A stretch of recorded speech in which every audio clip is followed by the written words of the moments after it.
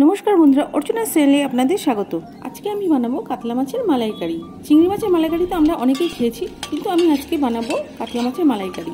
तार जोन्नो प्रथमे आमी पेंयाजटाके डुमो डुमो करे केटे नियेछि, गोटा रसुन आमी छाड़िये नियेछि, एछाड़ा गोटा गरम मसला आमी अल्प एकटु तेले कड़ाइते भेजे निलाम, निये मिक्सिते पेस्ट करे निलाम।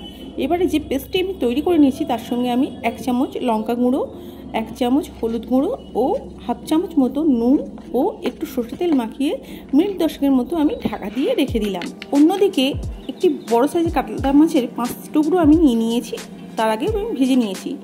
एरपरे कड़ाइते आमी सरषे तेल दिलाम और जिरेर फोड़न दिलाम, देওয়ার পরে কাঁচা লঙ্কা ও পেঁয়াজ কুচি দিয়ে ভালো করে আমি কষিয়ে নিলাম। পেঁয়াজ ও কাঁচা লঙ্কাটাকে ভালো করে কষানোর পরে আমি যে পেস্টটা তৈরি করে রেখেছিলাম ওই পেস্টটা দিয়ে আবারও মিনিট 5 মতো আমি ভালো করে কষিয়ে নিলাম।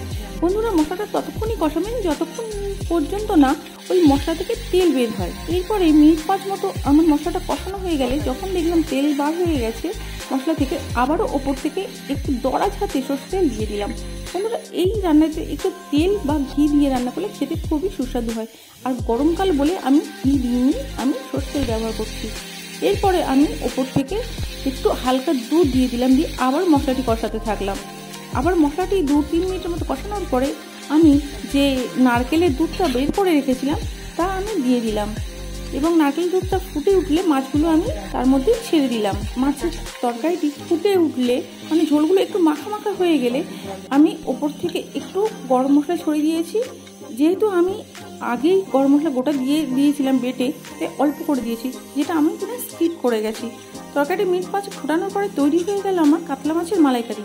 বন্ধুরা, আমার এই রান্নাটি আপনাদের যদি ভালো লেগে থাকে তাহলে অবশ্যই একটি লাইক ও শেয়ার করে দিন। আর যারা এখনো পর্যন্ত সাবস্ক্রাইব করলে প্লিজ একটু সাবস্ক্রাইব করে দিন। তাহলে আজকের মতো ভিডিওটি আমি এখানেই শেষ করছি। আবার দেখা হবে নতুন কোনো ভিডিওতে। নমস্কার বন্ধুরা, ভালো থাকবেন।